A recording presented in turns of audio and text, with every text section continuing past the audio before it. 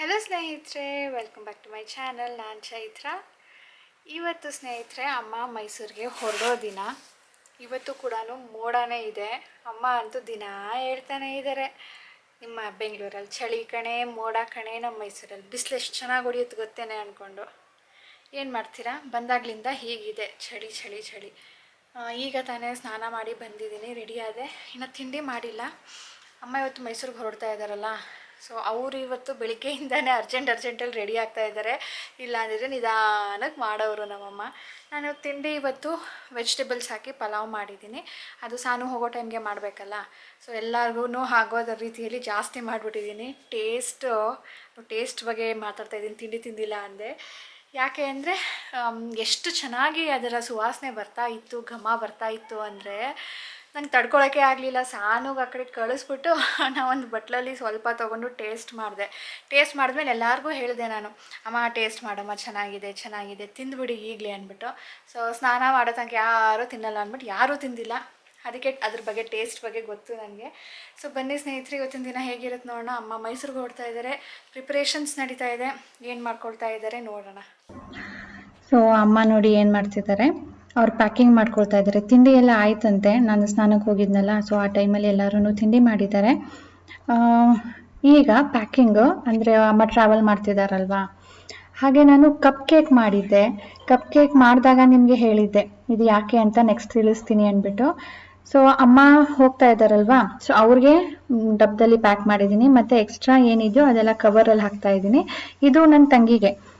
ಅಮ್ಮ ಈಗ ತಂಗಿ ಮನೆಗೆ ಹೋಗ್ತಾರೆ, ಹಾಗಾಗಿ ಅಲ್ಲಿಗೆ ಹೋದಾಗ ನನ್ನ ಕಡೆಯಿಂದ ಗಿಫ್ಟ್, ನಾನು ಹೋಗಬೇಕಿತ್ತು, ನನಗೆ ಹೋಗೋದಕ್ಕಾಗಲಿಲ್ಲ, ಹಾಗಾಗಿ ಅಮ್ಮನ ಕಡೆನೇ ಕೊಟ್ಟು ಕಳಿಸ್ತಾ ಇದ್ದೀನಿ.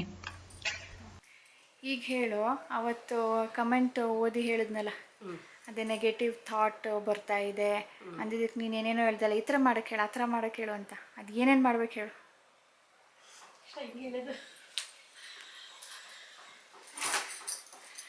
ಏನು ಅಂದರೆ, ನಮ್ಮ ಮನಸ್ಸಲ್ಲಿ ನಮಗೆ ಕೆಟ್ಟದ್ದೇನೂ ಆಗಬಾರ್ದು, ಒಳ್ಳೆಯದೇ ಆಗಬೇಕು ಅಂತ ದೇವ್ರ ಮೇಲೆ ಶ್ರದ್ಧೆ ಭಕ್ತಿ ಇರಬೇಕು. ಆಮೇಲೆ ಚಾಮುಂಡೇಶ್ವರಿ ಬುಕ್ಕು, ದತ್ತಾತ್ರೇಯ ಬುಕ್ಕು, ಅಶ್ವತ್ಥ ಕಟ್ಟೆ 48 ದಿನ ಸುತ್ತಬೇಕು. ಬೆಳಗ್ಗೆ 7 ಗಂಟೆ 7:30 ಒಳಗಡೆ ಸುತ್ತಬೇಕು. ಒಟ್ಟಿನಲ್ಲಿ ದೇವ್ರ ಮೇಲೆ ನಂಬಿಕೆ ಇಡಬೇಕು, ಅದು ಮುಖ್ಯ. ಆಮೇಲೆ ವ್ರತಗಳು ಅಂದರೆ ಫುಲ್ಲು ಉಪವಾಸ ಇರಬೇಕು ಅಂತ ಏನಿಲ್ಲ. ತಿಂಡಿ ತಿನ್ನೋವರೆಗೂ 11 ಗಂಟೆ 12 ಗಂಟೆ ಒಳಗಡೆವರೆಗೂ ಉಪವಾಸ ಇದ್ದು ಶ್ರದ್ಧೆ ಭಕ್ತಿಯಿಂದ ದೇವರಲ್ಲಿ ಕೇಳ್ಕೋಬೇಕು. ನಮಗೆ ಮಾಡು ದೇವ್ರೇ, ನಮಗೆ ಏನು ಕೆಟ್ಟದ್ದು ಮಾಡಬೇಡ. ಆಮೇಲೆ ಜನಗಳ ದೃಷ್ಟಿ ನಮ್ಮ ಮೇಲೆ ಕೆಟ್ಟದ್ದು ಏನು ಬೀಳದೆ ಇರಂಗೆ ನಮಗೆ ಒಳ್ಳೇದು ಮಾಡು ಅಂತ ದೇವರಲ್ಲಿ ಶ್ರದ್ಧೆಯಿಂದ ಕೇಳ್ಕೋಬೇಕು.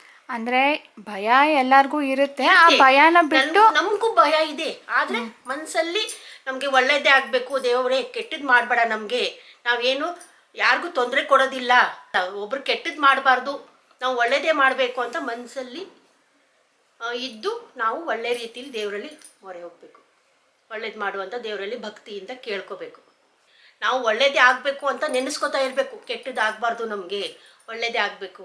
ಅಂದರೆ ಅದೇನೋ ಅಸ್ತು ದೇವತೆಗಳಿರ್ತಾರಂತಲ್ಲ, ಅಸ್ತು ಅಸ್ತು ಅಸ್ತು ಅಂತ ಹೇಳ್ತಿರ್ತಾರೆ. ನಾವು ಏನು ಹೇಳ್ತೀವೋ ಅದು ಒಳ್ಳೇದನ್ನೇ ಮಾತಾಡಬೇಕು, ಒಳ್ಳೇದೇ ಆಗುತ್ತೆ. ಕೆಟ್ಟದ್ದು ಮಾತಾಡ್ತಾ ಇದ್ರೆ ಅದು ಅಸ್ತು ಅಂದ್ಬಿಟ್ಟಾಗ ಅದು ಕೆಟ್ಟದಾಗತ್ತೆ ಅಂತಾರಲ್ಲ, ಹಂಗೆ ಒಟ್ಟಿನಲ್ಲಿ ನಮಗೆ ಕೆಟ್ಟದ್ದಾಗಬಾರ್ದು, ಒಳ್ಳೇದೇ ಆಗಬೇಕು. ನಾವು ಯಾರಿಗೂ ಏನು ಮೋಸ ಮಾಡಲ್ಲ, ದೇವರೇ ಒಳ್ಳೇದು ಮಾಡು ಅಂತ ಆವಾಗ ದೇವರಲ್ಲಿ ಮನಸ್ಸಲ್ಲೇ, ಯಾರಿಗೂ ಕೇಳಿಸ್ಬೇಕಾಗಿಲ್ಲ, ಮನಸ್ಸಲ್ಲೇ ಕೇಳ್ಕೋಬೇಕು. ಯಾವ ದೇವ್ರ ಮೇಲೆ ಭಕ್ತಿ ಇಟ್ಟಿದ್ದೀರಾ ಆ ದೇವರು, ಅಂದ್ರೆ ದೇವ್ರ ಮೇಲೆ ಭಾರ ಹಾಕ್ಬಿಟ್ಟು ನಮ್ಗೆ ಏನು ಒಳ್ಳೇದಾಗತ್ತೆ, ಏನು ಕೆಟ್ಟದಾಗೋದಿಲ್ಲ ಅನ್ಕೊಂಡು ಆ ಯೋಚನೆನ ಬಿಟ್ಬಿಡ್ಬೇಕು. ಕೆಟ್ಟ ಯೋಚನೆ ಬಿಟ್ಟು ಒಳ್ಳೇದನ್ನೇ ನೆನೆಸ್ಕೋಬೇಕು, ದೇವ್ರ ಮೇಲೆ ಭಾರ ಹಾಕ್ಬೇಕು. ಅದು ದೇವರಲ್ಲಿ ಮೊರೆ ಹೋಗ್ತಾರಲ್ಲ, ಅವಾಗ ಗೊತ್ತಾಗುತ್ತೆ ದೇವ್ರಿಗೆ, ಓ ಇವರು ಮನಸ್ಸು ಚೆನ್ನಾಗಿದೆ, ಒಬ್ರಿಗೆ ಕೆಟ್ಟದ್ದು ಬಯಸಲ್ಲ, ಅವರು ಒಳ್ಳೇದೇ ಬಯಸ್ತಾರೆ, ಅದಕ್ಕೆ ಒಳ್ಳೇದೇ ಮಾಡ್ಬೇಕು, ಅವ್ರಿಗೆ ಕೆಟ್ಟದ್ದೇನು ಮಾಡಬಾರ್ದು ಅನ್ನೋದು ದೇವರಲ್ಲೂ ಇರ್ತದೆ. ಏನೋ ಒಂದೆರಡು ಸಲ ಮನಸ್ಸಲ್ಲಿ ನಮಗೆ ತೊಂದರೆ ಆಗ್ಬೋದು, ಒಬ್ಬರಿಂದ ಬೇರೆಯವರಿಂದ ತೊಂದರೆ ಆಗ್ಬೋದು, ಆದರೆ ನಾವು ಅದನ್ನು ಅಳು ಬಂದಾಗ ಹತ್ತುಬಿಟ್ಟು ಇಲ್ಲ ನಮಗೆ ಒಳ್ಳೇದು ಮಾಡ್ತಾನೆ ದೇವರು ಅನ್ನೋ ಧೈರ್ಯ ಇರಬೇಕು ಮನಸ್ಸಲ್ಲಿ. ಅಂದರೆ ಯಾರೋ ಕೆಟ್ಟದ್ದು ಮಾಡಿದ್ರು ದೇವ್ರು ಒಳ್ಳೇದು ಮಾಡ್ತಾನೆ ಅನ್ನೋ ಮನಸ್ಸಲ್ಲಿ ಇರಬೇಕು. ನಮಗೂ ಅಷ್ಟೇ, ನಮಗೂ ಏನಾದರೂ ಒಂದು ಸಮಸ್ಯೆಗಳು ಇದ್ದೇ ಇರ್ತದೆ, ಮನುಷ್ಯನ ಮೇಲೆ ಎಲ್ಲ ಏನಾದರೂ ಒಂದು ಸಮಸ್ಯೆ ಇರ್ತದೆ, ಆದರೆ ಅದನ್ನು ನಾವು ಮನಸ್ಸು ಅಳ್ಳು ಬಂದಾಗ ಹತ್ತುಬಿಟ್ಟು ಆಮೇಲೆ ಒಳ್ಳೇದು ಮಾಡಪ್ಪ ದೇವ್ರೆ, ನಮಗೇನು ಕೆಟ್ಟದ್ದು ಮಾಡಬೇಡ, ನೆಮ್ಮದಿಯಿಂದ ಸುಖವಾಗಿ 4 ಜನಕ್ಕೆ ಒಳ್ಳೇದಾಗಂಗೆ ನಮಗೆ ಆ ಶಕ್ತಿ ಕೊಡು ನಮಗೆ ಅಂತ ಕೇಳ್ಕೊಬೇಕು. ಆಯಿತು, ನಿಮಗೂ ಒಳ್ಳೇದಾಗಲಿ, ಆರೋಗ್ಯವಾಗಿರಿ, ಅಭಿವೃದ್ಧಿಯಾಗಿರಿ. ಎಲ್ಲೋ ಟೂರ್ಗೆ ಹೋಗ್ತಿದ್ದೀರಾ, ಹೋಗ್ಬೇಕು. ನಾನು ಟೂರ್ಗೆ ಹೋಗ್ತಿರೋದು ಹೇಳೇ ಇರಲಿಲ್ಲ, ನಮ್ಮಮ್ಮ ರಿವೀಲ್ ಮಾಡಿಬಿಟ್ರು. ಹೋಗಿ ಬನ್ನಿ, ಎಲ್ಲ ಒಳ್ಳೇದಾಗಲಿ, ದರ್ಶನ ಎಲ್ಲ ಚೆನ್ನಾಗಾಗಲಿ, ಒಳ್ಳೇದಾಗಲಿ, ಹೋಗ್ಬನ್ನಿ. ಅಂಕಲ್ ಬನ್ನಿ ಇನ್ನೊಂದ್ಸರಿ. ನಾನು ಹೇಳಿದ್ದೀನಲ್ಲ ಮೊದಲೇ, ನಿಮ್ಮ ಫ್ರೆಂಡ್ ಬಂದ್ರೇನೆ ಬರಬೇಕು ಅಂತಲ್ಲ, ನೀವು ಒಬ್ಬರೇ ಬಂದಾಗ್ಲಾದ್ರೂ ಬನ್ನಿ ಬೆಂಗಳೂರಿಗೆ, ಓಕೆನಾ? ಬಂದ್ಬಿಡೋದು ಇನ್ನು ಕೆಳಗೆ. ಹ್ಞೂ ಬರ್ತಾರೆ ನೋಡಿ. ನನಗೇನೆಲ್ಲ ಇನ್ನು ಆಡಕ್ಕೆ ಗೊತ್ತು. ಮಧ್ಯದಲ್ಲಿ ಏನಾದರೂ ಸ್ಟ್ರಕ್ ಆಗಿಬಿಟ್ರೆ ಏನು ಮಾಡೋದು? ಏನೂ ಇಲ್ಲ, ಸುಮ್ಮನೆ ನಿಂತ್ಕೊಳ್ಳೋದು. ಅದು ಸ್ಟ್ರಕ್ ಆಗೋದು ಅಂದರೆ ಕರೆಂಟ್ ಹೋದಾಗಲೇ ಸ್ಟ್ರಕ್ ಆಗೋದು. ನೀವು ಕರೆಂಟ್ ಹೋದ ತಕ್ಷಣವೇ 10th ಫ್ಲೋರ್ಗೆ ಬಂದು ಓಪನ್ ಆಗುತ್ತೆ. ಅದೇ ನಾವೀಗ 3 ಹಬ್ಬಿದ್ದೀವಿ, ಆದರೂ ಫಸ್ಟ್ ಫ್ಲೋರ್ಗೆ ಬಂದು ನಿಂತ್ಕೋತದೆ. ಫಸ್ಟ್ ಫ್ಲೋರ್ ಅಲ್ಲ, ಅದು ಗೊತ್ತಿಲ್ಲ, ನಮಗೆ ಎಕ್ಸ್ಪೀರಿಯನ್ಸ್ ಆಗಿಲ್ಲ. ಒಟ್ಟಿನಲ್ಲಿ ಕರೆಂಟ್ ಹೋದ್ರೂ ಒಳಗಡೆ ಲೈಟ್ ಇರುತ್ತೆ, ಆಫ್ ಆಗ್ಬಿಟ್ಟು ಆನ್ ಆಗುತ್ತೆ, ನೀವು ಕಾಯ್ಬೇಕಷ್ಟೆ. ಅದೇ ಓಪನ್ ಆಗುತ್ತೆ. ಆಗುತ್ತೆ. ಮತ್ತೆ ಭಯ ಪಡ್ಕೊಂಡು. ಓಕೆ ಸ್ನೇಹಿತರೆ, ಅಮ್ಮ ಹೊರಟರು. ಅಮ್ಮ ಆಗಲೇ ಏನೋ ಹೇಳಿದ್ರು, ಅದು ಫುಲ್ ಅರ್ಥ ಆಗಿಲ್ಲ ಅನಿಸುತ್ತೆ, ಯಾಕೆಂದರೆ ನಾನೇ ಡೀಟೇಲಾಗಿ ಹೇಳಿಲ್ಲ ನಿಮಗೆ. ತುಂಬ ದಿನದಿಂದ ನನಗೊಂದು ಕಮೆಂಟ್ ಬರ್ತಾಯಿತ್ತು. ಆ ಕಮೆಂಟ್ ನಾನು ಸ್ಕ್ರೀನ್ಶಾಟ್ ತೊಗೊಂಡಿದ್ದೀನೋ ಇಲ್ವೋ ನೆನಪಿಲ್ಲ ನನಗೆ. ಅವ್ರ ಹೆಸರು ಕೂಡ ಏನು ನಾನು ಮೆನ್ಷನ್ ಮಾಡೋದಿಲ್ಲ, ಜನರಲ್ ಆಗಿ ನಿಮಗೆ ಹೇಳ್ತೀನಿ ಈ ಥರ ಆಗಿತ್ತು ಅಂತ. ಸೊ ಅವ್ರು ಹೇಳಿದ್ದ ಪ್ರಕಾರ ಒಂದು ಸಂಸಾರ, ಸುಖವಾದ ಸಂಸಾರ ಇರುತ್ತೆ, ಅದರಲ್ಲಿ ಏನೋ ಒಂದು ಅನ್ಸರ್ಟೈನಿಟಿ ಆಗಿಬಿಡುತ್ತೆ. ಜಗಳ ಆಗುತ್ತೋ, ಬೇರೆ ಆಗ್ತಾರೋ, ಗಂಡ ತೀರೋಗ್ತಾರೋ, ಮಕ್ಕಳಿಗೇನಾದರೂ ಆಗುತ್ತೋ. ಅವ್ರು ಕೊಟ್ಟಿದ್ದ ಎಕ್ಸಾಂಪಲು, ಮಕ್ಕಳಿರ್ತಾರೆ, ಗಂಡ ತೀರೋಗ್ತಾರೆ, ಆವಾಗ ಎಲ್ಲ ರೆಸ್ಪಾನ್ಸಿಬಿಲಿಟಿ ಅವ್ರ ಮೇಲೆ ಬರುತ್ತೆ. ಆ ಥರ ನನಗೆ ಥಿಂಕ್ ಮಾಡಿದಾಗ ತುಂಬಾ ಬೇಜಾರಾಗ್ತಾ ಇದೆ, ನನಗೆ ಏನೂ ಕೆಲಸ ಮಾಡೋಕ್ಕಾಗ್ತಾ ಇಲ್ಲ, ಆ ಥಾಟಿಂದ ಹೊರಗಡೆನೇ ಬರೋಕ್ಕಾಗ್ತಾ ಇಲ್ಲ ಅಂದ್ಬಿಟ್ಟು. ಮೇ ಬಿ ಈ ಥರ ಸಿಚುವೇಶನ್ ಅವ್ರು ಎಲ್ಲೋ ನೋಡಿರ್ಬೋದು, ಹಾಗಾಗಿ ಅವ್ರಿಗೂ ಕೂಡ ಭಯ ಆಗಿರುತ್ತೆ. ಇದು ಕಾಮನ್, ನನಗೂ ಕೂಡ ಭಯ ಆಗುತ್ತೆ. ಈ ಥರ ಒಬ್ಬರ ಮನೇಲಿ ಈ ಥರ ಆಗಿದೆ ಅಂದಾಗ ನಮ್ಮ ಮನೇಲಿ ಈ ಥರ ಆಗಿಬಿಟ್ರೆ ಏನು ಮಾಡೋದು ಅನ್ನೋದಂತೂ ಬರುತ್ತೆ. ಅನ್ಸರ್ಟೈನಿಟಿ ಅನ್ನೋದು ಯಾವಾಗಲಾದರೂ ಆಗ್ಬೋದು, ಎಲ್ಲಿಯಾದರೂ ಆಗ್ಬೋದು, ಯಾರಿಗಾದರೂ ಆಗ್ಬೋದು. ಬರೀ ಗಂಡನಿಗೆ ಅಂತ ಅಲ್ಲ, ಹೆಂಡತಿಗೆ ಕೂಡ ಆಗ್ಬೋದು, ಮಕ್ಕಳಿಗಾಗ್ಬೋದು. ಸ್ನೇಹಿತರೆ, ಥಿಂಕ್ ಮಾಡ್ತಾ ಹೋದರೆ ತುಂಬಾ ಬರುತ್ತೆ. ಸೊ ಅದೆಲ್ಲ ಥಿಂಕ್ ಮಾಡೋದು ಬಿಟ್ಟು ನಮಗೆ ಒಳ್ಳೆಯದೇ ಆಗುತ್ತೆ.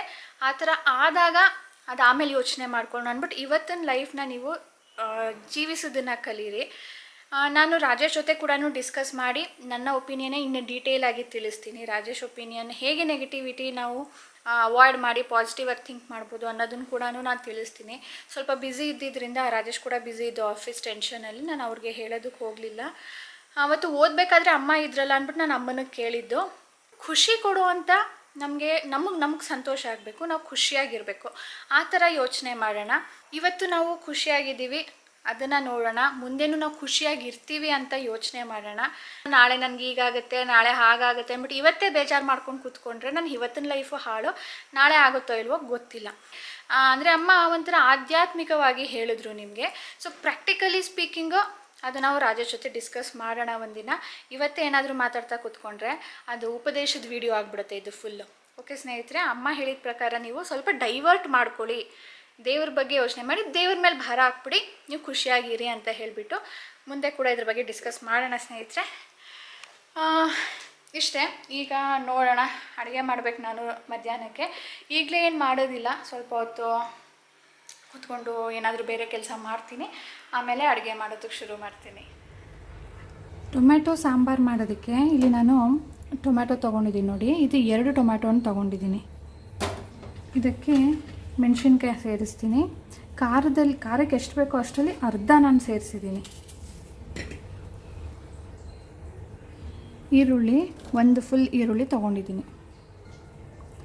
ಸ್ವಲ್ಪ ಅದು ಬೇಯುವಷ್ಟು ನೀರು ಹಾಕಿ ಬೇಯಿಸ್ತೀನಿ. ಕುಕ್ಕರಲ್ಲಿ ಹಾಕಿದ್ರೆ ಬೇಗ 1 ವಿಷಲ್ಗೆ ಆಗಿಬಿಡುತ್ತೆ. ಅದು ಬೇಯೋದಕ್ಕಿಟ್ಟು ನಾವು ಇನ್ನೊಂದು ಕಡೆ ಒಗ್ಗರಣೆಗೆ ರೆಡಿ ಮಾಡ್ಕೊಳ್ಳೋಣ. ಸ್ವಲ್ಪ ಎಣ್ಣೆ, ನಾನು ಒಗ್ಗರಣೆಗೆ ಅಂದರೆ ರೆಡಿ ಮಾಡ್ಕೊಂಡಿರೋದು ಅಂತ ಬರೀ ಬೆಳ್ಳುಳ್ಳಿ ಮಾತ್ರನೇ, ಬೆಳ್ಳುಳ್ಳಿ ಸ್ವಲ್ಪ ಬಿಡಿಸ್ಕೊಂಡು ಜಜ್ಕೊಂಡಿದ್ದೀನಿ. ಈ ರೆಸಿಪಿ ನಾವು ತುಂಬಾ ಬೇಗ ಮಾಡ್ಬೋದು. ಅಂದರೆ ಒಂದು ಕಡೆ ಬೇಯೋದಕ್ಕೆ ಇಟ್ಬಿಟ್ಟು ಇನ್ನೊಂದು ಕಡೆ ಒಗ್ಗರಣೆಗೆ. ಪ್ರಿಪ್ರೇಷನ್ ಅಂದರೆ ನಾವೇನು ಟೊಮ್ಯಾಟೊ ಕಟ್ ಮಾಡ್ಕೊಂಡ್ವಿ, ಈರುಳ್ಳಿ ಕಟ್ ಮಾಡ್ಕೊಂಡ್ವಿ, ಬೆಳ್ಳುಳ್ಳಿ ಬಿಡಿಸ್ಕೊಂಡ್ವಿ, ಅಷ್ಟೇ.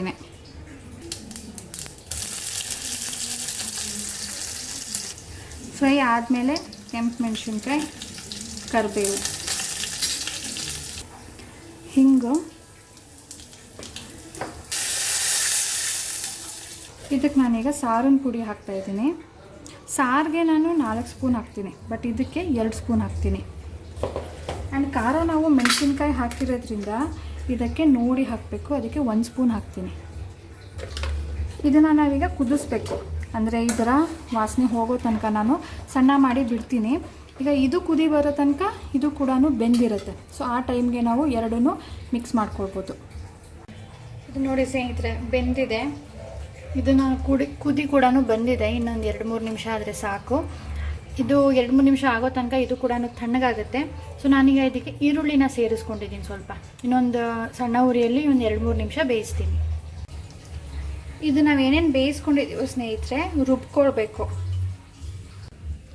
ಅದು ಕುದಿ ಬಂದು ಆಯಿತು. ನಾನು ಪೇಸ್ಟ್ ಕೂಡ ಮಾಡ್ಕೊಂಡಿದ್ದೀನಿ, ಸೇರಿಸ್ತೀನಿ. ಇದಕ್ಕೀಗ ಇನ್ನೇನು ಸೇರಿಸಂಗಿಲ್ಲ ಸ್ನೇಹಿತರೆ.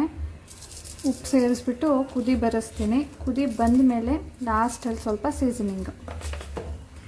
ಇದಕ್ಕೆ ಬೇಳೆ ಏನೂ ಹಾಕಿಲ್ಲ, ಬಟ್ ಸ್ಟಿಲ್ ಗಟ್ಟಿ ಇದೆ, ಸಾಂಬಾರು ಥರ ನೋಡಿ. ಇದನ್ನು ನೀವು ತಿಳಿಸಾರು ಥರ ಆದರೂ ತೆಳ್ಳಗೆ ಮಾಡ್ಕೊಳ್ಳಿ, ಇಲ್ಲಾಂದರೆ ಸಾಂಬಾರು ಥರ ಗಟ್ಟಿ ಇರಲಿ ಅನ್ನೋ ಆಗಿದ್ರೂ ಗಟ್ಟಿ ಇರ್ಬೋದು. ಸ್ವಲ್ಪ ತುರಿದಿರೋ ಅಂಥ ಕಾಯಿ ಸೇರಿಸ್ತೀನಿ, ಕೊತ್ತಂಬರಿ ಸೊಪ್ಪು ಸೇರಿಸ್ತೀನಿ. ಆಯಿತು, sambar ready. Instant tomato sambar.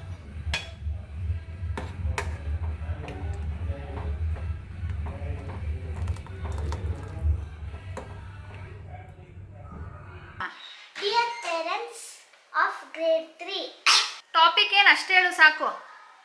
field trip! ಓ ಹೌದಾ, GKVK ಬ್ಯಾಂಗಲೂರು. GKVKಗೆ ಓಕೆ. ಅವತ್ತು ನೋಡಿದ್ವಲ್ಲ ನಾವು, ನೀ ಏನು ಅಂತ ಕೇಳ್ದಲ್ಲ. ಆಫೀಸ್ GKVK ಯಾವತ್ತು? 30 November. ಈಗ ಸ್ನೇಹಿತರೆ ಊಟ ಎಲ್ಲ ಆಗಿ ಸಾನುದು ಒಂದು ಪ್ರಾಜೆಕ್ಟ್ ವರ್ಕ್ ಮಾಡಬೇಕಿತ್ತು. ಅಂದರೆ ಸಂಜೆಯಿಂದನೇ ಮಾಡ್ತಾ ಇದ್ವಿ, ಅರ್ಧ ಆಗಿತ್ತು. ಈಗ ಕಂಪ್ಲೀಟ್ ಮಾಡಬೇಕು. ಅದಕ್ಕೆ ನೋಡಿ ಹೇಗೆಲ್ಲ ಹರಡಿದೆ ಅಂದ್ಬಿಟ್ಟು ಇಬ್ಬರು ಕೂತ್ಕೊಂಡು ಕಲರಿಂಗ್ ಮಾಡಿದ್ವಿ. ನನಗೊಬ್ಬಳಿಗೆ ಆಗಲ್ಲಮ್ಮಮ್ಮ ಅಂತಿದ್ಲು ಅಂದ್ಬಿಟ್ಟು ಇಬ್ಬರು ಕೂತ್ಕೊಂಡು ಕಲರಿಂಗ್ ಮಾಡಿದ್ವಿ. ಅದಾದಮೇಲೆ ಸಾನು ಬ್ಯಾಡ್ಮಿಂಟನ್ಗೆ ಹೋಗಿದ್ಲು. ಹೋಗಿ ಬಂದಮೇಲೆ ಊಟ ಮಾಡಿ ಈಗ ನಾನು ಮತ್ತು ಸಾನು ಮತ್ತೆ ಕೂರ್ತಾ ಇದ್ದೀವಿ ಪ್ರಾಜೆಕ್ಟ್ನ ಕಂಪ್ಲೀಟ್ ಮಾಡೋದಕ್ಕೆ ಅಂತ ಹೇಳಿಬಿಟ್ಟು. ಹಾಗೆ ಇದನ್ನೆಲ್ಲ ನೀನೇ ಎತ್ತು ಮಗಳೇ ಅಂದರೆ ಅವಳು ನಿಜವಾಗ್ಲೂ ಎತ್ತೋದಿಲ್ಲ. ಅಲ್ಲಿ ತನಕ ಟೈಮ್ ಆಗಿಬಿಡುತ್ತೆ, ಮಲ್ಕೊಳ್ಳೋ ಟೈಮು. ಬೇಗನೆ ಮಲಗಬೇಕು ನಾವು, ಯಾಕಂದರೆ ಬೆಳಿಗ್ಗೆ ಹೊತ್ತು ಬೇಗ ಹೇಳ್ಬೇಕು. ನಿದ್ದೆ ಸರಿಯಾಗಿ ಆಗಿಲ್ಲ ಅಂದರೆ ಸಾನು ಹೇಳೋದೇ ಇಲ್ಲ, ಸ್ನೂಸ್ ಇಟ್ಟು ಮತ್ತೆ ಮಲಗ್ತಾಳೆ. ಅದಕ್ಕೆ ಆದಷ್ಟು ಒಂದು ಟೈಮ್ ಫಿಕ್ಸ್ ಆಗಿರುತ್ತೆ, ಈ ಟೈಮಿಗೆ ನೀವು ಮಲ್ಕೊಳ್ಬೇಕು ಅಂತ. ಅದು ಯಾವತ್ತೂ ಆ ಟೈಮಿಗೆ ಮಲಗಲ್ಲ, ಎಕ್ಸೀಡೇ ಆಗೋದು, ಬಟ್ ಟ್ರೈ ಮಾಡ್ತೀವಿ.